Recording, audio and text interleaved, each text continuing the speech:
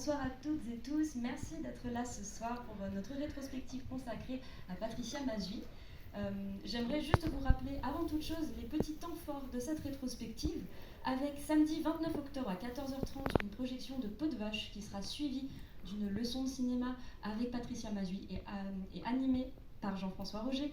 Et dimanche 30 octobre, une projection à 17h30 de Travolta et moi, une projection gratuite, et on vous y attend nombreux. Ce soir, le film que vous allez voir, Saint-Cyr, est un film qui a été réalisé dans les années 2000. C'est le second long métrage cinéma de Patricia Mazui.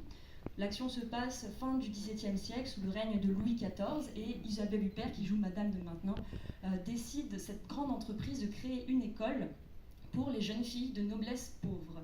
Une entreprise animée à la fois peut-être par un peu d'hubris et peut-être et beaucoup par culpabilité catholique. Un film assez étrange dans la filmographie de Patricia Mazui, puisqu'un film d'époque, un film en costume. Et ce soir, pour nous parler du film, nous avons la chance d'avoir Patricia Mazui elle-même, Yves Thomas, le scénariste, et enfin Monsieur Louis XIV lui-même, Jean-Pierre Calfon. Merci à vous trois d'être là.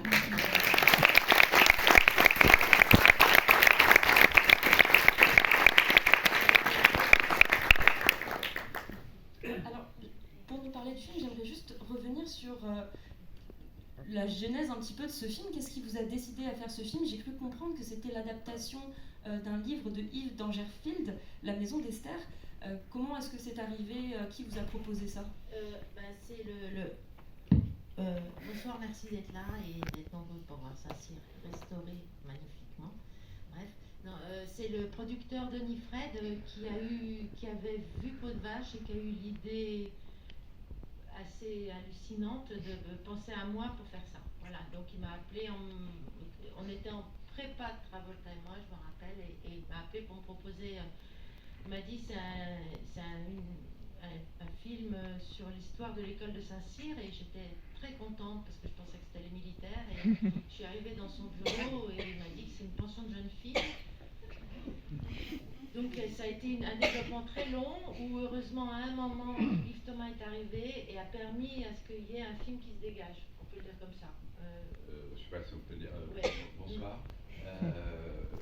Oui, en fait moi je suis arrivé dans l'histoire un peu plus tard, c'est-à-dire je suis arrivé au moment où une première version du scénario avait déjà été écrite, donc le travail que j'ai proposé pour en faire, l'adaptation du livre de Dangerfield, j'ai repris les choses un peu à zéro en fait.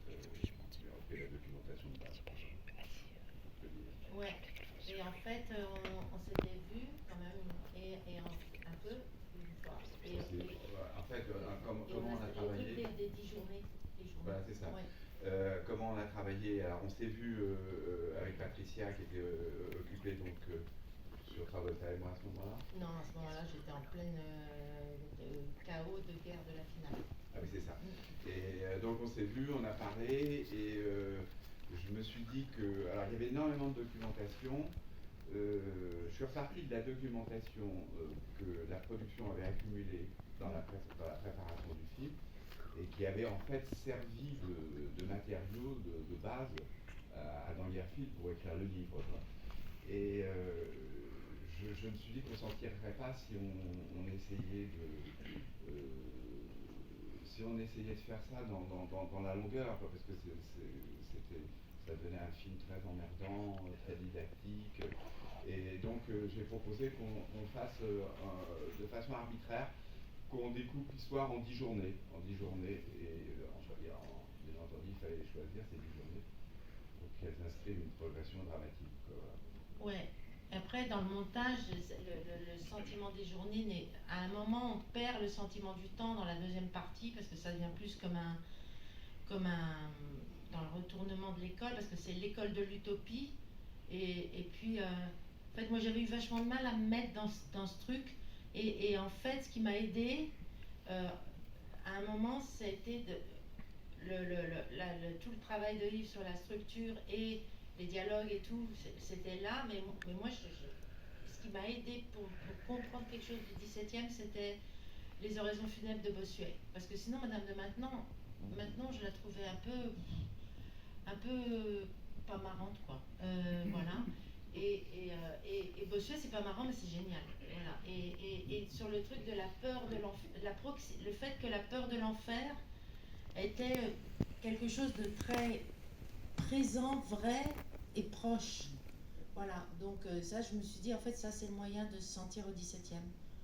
Voilà, donc là-dessus, après, on était le casting des gamines. Antoinette Boula, elle avait vu 2000 filles en Normandie, et puis moi, j'en avais vu 500, et après, on a fait des groupes de travail. Pour ça, Denis est un super producteur parce qu'il a compris que pour un film, pour n'importe quel film, mais et sur ce film-là, la prépa a été un vrai travail de longue haleine, parce qu'on ne met pas des gamines de maintenant dans des petites filles pauvres de la noblesse pauvre. Enfin, après, le film n'est pas vraiment réaliste, mais il fallait qu'on ait le réel de l'histoire intérieure, quoi. Voilà. Et après on a donc il y avait donc Isabelle pour faire Madame de Maintenon, un groupe de filles de 15 ans pour faire les deuxièmes parties. Vous allez voir ceux qui n'ont pas vu le film. Il y a des gens qui ont déjà vu le film, ou il y en a qui l'ont pas vu? Ah, il y en a quand même qui l'ont pas vu. Oui. Ah, c'est cool. Ouais. Et donc et il y avait un groupe au début, on est avec 2 petites, et après, enfin bref, et donc il y avait un groupe de petites qui étaient avec qui on a travaillé pendant les vacances scolaires, sur 3 vacances scolaires, et pareil avec l'autre groupe pour leur apprendre à marcher. Enfin, c'était quand même pas des sentiments tout ce qui se passe dans l'histoire n'est pas proche pour des gamines de maintenant, quoi. Donc voilà. Ça, donc là, il y avait un boulot. Après, il y avait Isabelle, et après, il y a eh ben, il y a 3 hommes dans le film, et donc il fallait les caster, et en fait il fallait trouver Louis XIV. Et en fait, et Racine, et Godet des Marais, l'abbé taliban, quoi. Bon.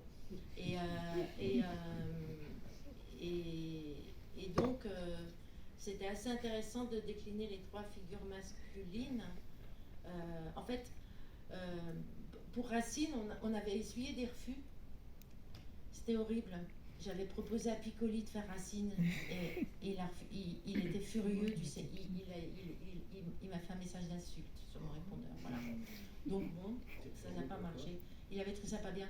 Et après, il y en avait un qui aurait été très bien, c'était Michel Boucali. Là, il voulait le faire, mais il était au théâtre. Ça aurait été très bien. Et donc, c'est Balmer qui a sauvé la vie du film en disant oui, parce que j'avais proposé Denis Lavant, et la distribution avait refusé. Et donc, parce que j'avais Jean-Pierre Calfon. L'idée de Calfon, elle était venue très vite. Très vite, tout de suite. Hein, c'est ça, hein, c'était. Ouais, elle était venue tout de suite. Et en fait, il a dit oui, donc on est très Ouais, contents. non, Et au il fait début. un grand roi. Au début, oui, mais au début, j'ai cru que c'était un gag. On propose à moi de jouer Louis XIV, j'ai trouvé ça rigolo. Je me disais, c'est surprise, c'est un truc. C'est une blague, quoi, on fait une blague. Alors, au début, je ne me suis pas intéressé au truc. Puis après, j'ai lu le scénario, c'est comme ça. Puis quand même, justement, c'est ça qui m'a amusé, c'est que ce soit moi qui fasse le roi, c'était quand même marrant, quoi. Parce qu'en fait, Versailles est tout le temps hors champ, pratiquement, sauf au début, où comme enfin, j'ai mis le budget, je l'ai mis dans l'école, quoi. Donc sur Versailles, on n'avait pas les sous pour se payer Versailles, avec tout ce que ça veut. Et donc, du coup, c'est juste, à chaque scène avec le roi, c'est des scènes extrêmement fortes, au présent, des situations fortes, quoi, je dirais. Oui, on peut dire que le personnage du roi, il est omniprésent dans le scénario. Ouais. Il est vraiment la statue du commandeur derrière tout ça, quoi. C'est à la fois, il est peu présent dans les actions, mais en même temps, le projet de l'école, on peut dire qu'il est déterminé par rapport au roi. Ah bah oui, elle a réussi à se le faire payer. Elle a réussi à se faire payer, et c'est une histoire de couple, cette histoire d'école entre les deux, quoi. Oui. Voilà. Est-ce que si on leur raconte... Vas-y, Jean-Pierre. Jean-Pierre, peut-être vous voulez un peu parler un petit peu de votre rôle ici. Dis, je sais pas, raconte ce que tu as envie de dire. Moi, je ne sais pas à moi de dire des choses, mais enfin, il y a une chose qui m'a plu, c'est de jouer sur... et puis j'ai compris très vite, une fois qu'on a fait les costumes ont été faits sur mesure, les perruques, tout. 3 perruques, parce qu'il y a le roi a une perruque le matin, une perruque pour déjeuner, Il une fallait perruque qu'on le soir. comprenne que c'est la richesse de Versailles, puisqu'elle était dans une certaine austérité à un moment. Et donc, moi, je me suis dit, une fois que je suis habillé comme ça, c'est pas la peine de jouer. Parce que, Oui, et c'était des vrais outils de travail. oui, Et voilà. Et à partir du milieu, en plus j'ai exagéré. Parce que j'avais dit au producteur, en fait, il faut mettre beaucoup d'argent dans les costumes et essayer d'être économe en décor, parce que ça pouvait tout exploser. Le budget qui était conséquent, mais quand même. Et en fait, les costumes ont été vraiment. Ils donnent la richesse de Louis XIV, y compris sur les petites filles qui ont des uniformes, mais c'est de la soie, quoi. Sur mesure, ça mettait 35 minutes d'habiller chacune des petites filles, quoi. Et puis en parlant des costumes, il y a aussi l'histoire des rubans aussi. Oui. Chaque ruban définit un petit peu les petites filles, leur âge, C'est les leur classes. groupe, c'est ça. Mais ça, c'est l'école de la Légion d'honneur de Saint-Denis, ils ont gardé le principe. Hein. C'est resté comme ça. Mais il y a les petites rouges, après les vertes, après les jaunes et après les bleus. Les bleus sont pratiquement grandes quand elles n'ont pas été mariées ailleurs. Voilà. Mais là, vous allez voir des petits. Et surtout, là, il y avait des éléments de costume qui n'étaient pas réalistes, parce qu'il a parlé des perruques, que j'y pense. Par exemple, la perruque qu'il a à partir de la deuxième moitié du film, les perruques du roi sont des perruques à cornes très très exagérées, qui sont pas elles étaient moins dingues que ce qui sont dans le film, sans être dingues baroques, parce que le film n'est pas baroque, je pense pas. Hein. Et du coup, sur la tête d'Isabelle et de toutes les gamines, la fontange, qui était une coiffure d'une maîtresse préalable de Louis XIV, j'ai trouvé ça assez joli, mais en grand, pour qu'elles aient l'air d'oiseaux de l'utopie. Donc il y avait un soin énorme à la matière, parce que comme on tournait dans des abbayes de pierre de Caen très blanches, c'était vraiment hyper intéressant pour construire l'image, quoi. Voilà. Bah, écoutez, je vous remercie tous les trois pour cette présentation. Et j'espère que vous allez... Ah oui, et c'est John Kay qui a fait la musique. C'est trop bien. John Kay. Oui. Merci beaucoup et bonne séance à tous et toutes. Je l'ai vu dans...